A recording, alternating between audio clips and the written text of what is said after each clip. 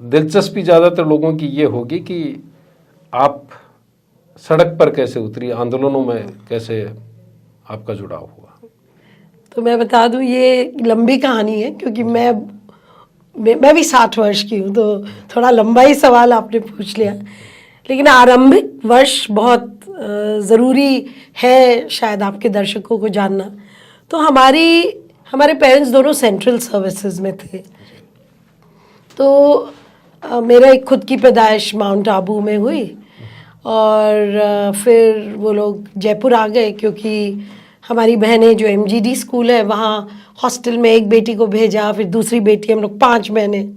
फिर उनको लगा कि अब कैसे भी जयपुर ही अब शिफ्ट हो जाए, अब एक को हॉस्टल में भेजना मुश्किल हो रहा है। तब इनकम भी छोटी कम होती थी। तो ये बहुत ही सौभाग्य रहा कि हमारे पिताजी का दफ्तर ही जयपुर शिफ्ट हो गया, क्योंकि शायद सब परिवारों में यही दिक्कत थी, अजमेर भेजो, जयपुर भेजो। सो हम लोग जयपुर आ गए। तो हमारी पढ़ाई एमजीडी स्कूल में हुई। सोफिया स्कूल में तो बचपन 5वीं तक माउंट आबू में। तो वहाँ पे जो फाउंडेशन था दैट वाज रियली गुड।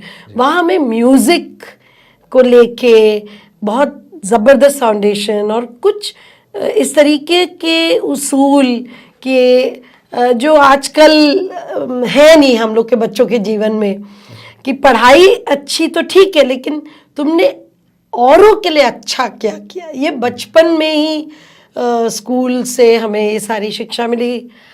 और जब हम एमजीडी में आए तो एमजीडी में तो एक बिल्कुल नेशनल इंटीग्रेशन, तरह तरह के स्टूडेंट्स, और यहाँ पर भी इन उसूलों पे बहुत ज़ोर दिया गया और कलाओं पे बहुत ज़ोर दिया गया। तो वो जो एमजीडी में हमारे आरंभिक वर्ष और हमारी जो प्रिंसिपल थी मिस लूटर, वो तो ज़बरदस्त इंस्पिरेशन, जिन्होंने सेकेंड वर्ल्ड वॉर में बहुत सारी औरतों को लीड किया था और इंडिया में वो आई थी, वो हमारी प्रिंसिपल थी। तो जो कुछ भी नाटक, कुछ भी पाखंड नहीं था, जो होता था स्कूल में बहुत ईमानदारी के साथ, जब हम लोग को चाहे वो स्कूल की असेंबली हो चाहे क्लास के अंदर हो, तो उस रूप से एक जीवन में ईमानदारी की भी सीख हुई। और ये कब सोशल वर्क का रुझान हो गया ये तो शायद बाद में ही समझ में आया, क्योंकि मेरी पूरी क्लास में मैं सिर्फ एक सोशल वर्कर हूँ। तो ये नहीं कि सभी को वो गुण सभी पे जा रहे थे, लेकिन व्यक्ति के अनुरूप भी लोग उसकी व्याख्या और उसको अपने अंदर अपना रहे थे, उसको अंगीकृत कर रहे थे। तो मुझे लगता है कि जो मेन टर्निंग पॉइंट हुआ, ये सारी फाउंडेशन से जब निकले और हम कनोडिया कॉलेज में आए, तब हमको एक तरीके से एक मुक्ति, थिएटर जितना मर्जी आए करो, स्कूल में सब कुछ होता था लेकिन वो एक स्कूल के फ्रेमवर्क में। अब थिएटर जितना करना, आपको बैंड बनाना है, म्यूज़िक, हम लड़कियों ने मिलके एक म्यूज़िक बैंड बनाया, तो वो कनोडिया महिला महाविद्यालय तो लोग हमारे पे की मजाक बनाते थे, लेकिन हमने तो बहुत इन्जॉय किया क्योंकि freedom to do what you wanted. तो वहाँ पे हम लोगों ने बहुत कुछ सीखा। जो वहाँ पे प्रिंसिपल थी मिस प्रभु, उनकी एडवाइज़र मिस तरवे, और हमारी जो और टीचर्स जो थी जैसे डॉक्टर रेणुका पामेचा, डॉक्टर शारदा जैन, ये सब हमारी टीचर्स जो बाद में हमारी सहकर्मी आंदोलन की बनी, डॉक्टर नीरजा मिश्रा वगैरह। तो इन लोगों ने वो जो हमारे अंदर उसूल थे कुछ करने के लिए, एक आदर्श था, एक अच्छे समाज बनाने का आदर्श था। और औरत होने के नाते, हम घर में भी 5 बहनें, तो औरत होने के नाते जो जुल्म हमें समझ में, हमारे घर में तो सब बराबरी, हमारे पेरेंट्स ने कभी भी किसी को शादी की ज़बरदस्ती नहीं की और ये कहा बिल्कुल दहेज नहीं दिया जाएगा, हम लोग की शादियों में नहीं देते, हम उसूल पे करेंगे शादी चाहे जितना भी। तो वो सारे घर से जो मूल्य मिले, बाहर जो हमको मिले, वो कॉलेज के आते आते कहीं ना कहीं वो कहीं धरातल पे उतरने लग गए। तो एक तरीके से महिला आंदोलन की शुरुआत मेरी कॉलेज से ही शुरू हो गई।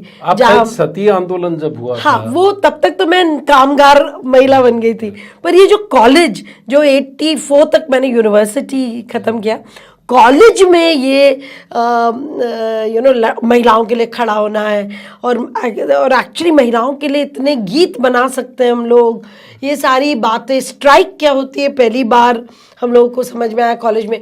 और राजस्थान यूनिवर्सिटी विमेंस एसोसिएशन बन रहा था, तो उसकी मीटिंग होती थी, हम लोग भी जाने लग गए कि सुरक्षा, महिलाओं की सुरक्षा का बड़ा सवाल। और फिर जब मैंने एमए ख़त्म किया, ये सारा दौर एमए तक चला, जब मैंने एमए ख़त्म किया तब अब कहाँ जाए, तो मेरे पिताजी को पूरी उम्मीद थी कि अब इस लड़की ने सोशियोलॉजी की है तो ये तो सब्जेक्ट आईएएस बनने का है। और हमारे टीचर्स को लग रहा था नहीं, ये तो एमफिल पीएचडी जेएनयू में भी मेरा हो गया था कि अब ये तो एमफिल पीएचडी करके she should come in academics. लेकिन एक नया कार्यक्रम उस वक्त महिलाओं का शुरू हुआ था, महिला विकास कार्यक्रम, साथिन प्रोग्राम जिसको हम मानते हैं, जिसमें गांव-गांव में पहली बार ग्रामीण औरतों के एक नेतृत्व की भूमिका, कि ग्रामीण औरतें मंच बना सकती हैं, औरतों को जोड़ सकती है, और औरतें वो सारे जो उनके बारे में जितने भी स्टीरियोटाइप्स हैं उसको तोड़ सकती है और बाहर निकल सकती है, और वो भी लीडरशिप दे सकती है। तो ये वाला कार्यक्रम में मैंने अलग अलग जगह लोकेटेड था, एक तो सरकार के अंदर, एक जो राजस्थान प्रशिक्षण समिति थी वहाँ सारे इदारे बने थे जो सारी ट्रेनिंग करेंगे, और हम लोग आईडीएस, मैंने जैसे ही एमए ख़त्म किया आई जॉइंड आईडीएस विकास अध्ययन संस्था, जहाँ मैंने 10 साल नौकरी करी, आई वॉज लेक्चरर देयर। और वहाँ पे हम लोगों ने, शुरू में तो रिसर्च असिस्टेंट ही थी, वहाँ पे हमें सतत मूल्यांकन करना था, और साथ साथ हम लोग महिला अध्ययन केंद्र की स्थापना कर रहे थे। तो एक तरफ महिला आंदोलन, एक तरफ महिला अध्ययन, दूसरे विकास अध्ययन केंद्र, हाँ, के अंदर विकास अध्ययन केंद्र में हमने फाउंडेशन महिला अध्ययन केंद्र का हमने उसकी स्थापना उसमें की, कि महिला दृष्टिकोण से कैसे आप ज्ञान सृजन करेंगे महिलाओं की दृष्टिकोण से, क्योंकि महिला कहीं है ही नहीं, कोई पुस्तक में नहीं है। तो एक्चुअली आप कह सकते हैं कि मेरी जीवन की शुरुआत कॉलेज से, एक आंदोलनात्मक पक्ष जो जाके अध्ययन में 1984, और आंदोलन तो साथ रहा ही, साथिन कार्यक्रम में, ट्रेनिंग्स में जा रहे हैं, बहुत कुछ समझ में आया। जैसे एक औरत केवल एक मैरिड अनमैरिड नहीं है, या विडो डाइवोर्सी और अनमैरिड नहीं है, एक औरत और नॉर्मल जो मैंने पति भी है, 2 बच्चे भी, हमने जो एक सर्वे किया हमने औरत की पहचान का, तो सर्वे में इस तरह निकला 8 पहचानें निकल गई। एक तो मान लीजिए जिसका पति नहीं है, हाँ, जिसने छोड़ दिया, मैंने जिसका पति मर गया, जिसको हम विधवा बोलते हैं, जो कि एक पेजोरेटिव है, एक बुरे उसमें भी देखा जाता। फिर गांव में कहते छोड़ी हुई, जिसका पति ने उसको, जो परित्यक्ता है, हाँ।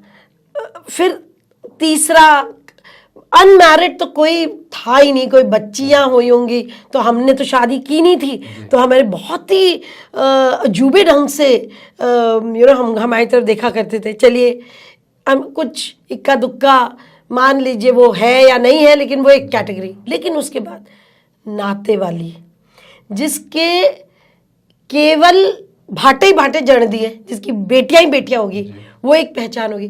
फिर पहली दूसरी, वो एक पहचान हो गई। फिर वो जो एक 7वीं 8वीं, वो जो एक नॉर्मल औरत, जिसके बेटा भी है, जिसका पति भी जीवित है, और कोई दूसरी नहीं है। मैंने 8 कैटेगरीज को तो आपको आपकी पहचान आइडेंटिफाई किया। हाँ, तो हमने कहा ये तो कोई बुक में नहीं है, तो किसी किताब में नहीं है, ये इस तरह की नॉलेज। या जैसे औरतें सीधा पूछा करती थी, ठीक है, हमने अपने जीवन में हमने निर्णय लेने शुरू कर लिए, हम तय कर लेंगी कि हमें यहाँ रहना है, वहाँ रहना है, हम तय कर लेंगी कि हम आज घर में ये करेंगी। क्योंकि औरतें रोया करती थी कि मुझे लड्डू नहीं दिए जब मैं प्रेग्नेंट थी, उसी में आज तक उनकी याददाश्त। तब वो कहने लग गई औरतें, आप तो हमें वो समाज बताइए जहाँ पे क्या ये आज़ादियाँ भी मिलती कि आज हमें खाने बनाने का मन नहीं है, तो क्या कभी कोई औरत छोड़ सकती है? आज हमें कपड़े धोने का मन नहीं है, क्या कोई औरत छोड़ सकती है? जो बच्चे को पालने का आज दिल नहीं है, वो छोड़ सकती हैं? ऐसा तो कोई समाज ही नहीं है जहाँ पे ये तो औरतें उस कुछ कामों से वो उनको लगता था कि क्या ये काम थोड़े समय के लिए छोड़ के क्या मैं सत्संग में चली जाऊं, माने वो ज्ञान वाला सत्संग में चली अपनी जाऊं, पसंद का कोई अपनी काम पसंद का कोई काम करूं क्या? क्योंकि जब हम लोग उनको साथन की ट्रेनिंग देते कहते हैं ऐसे भी कर सकते हैं क्या? घर हम छोड़ भी सकते हैं क्या? हम ऐसे मेट को एक्चुअली बोल सकते हैं क्या? क्योंकि तब अकाल राहत कार्य, मेट को हम एक्चुअली कह सकते हैं कि भाई तुमने हमारी नपती सही नहीं की, तुम हमें सही मजदूरी नहीं दे रहे हो? या क्या हम कह सकते हैं कि डाकन डायन तो कोई होती नहीं है, क्योंकि सारी औरतों के ही ऊपर डाकन डायन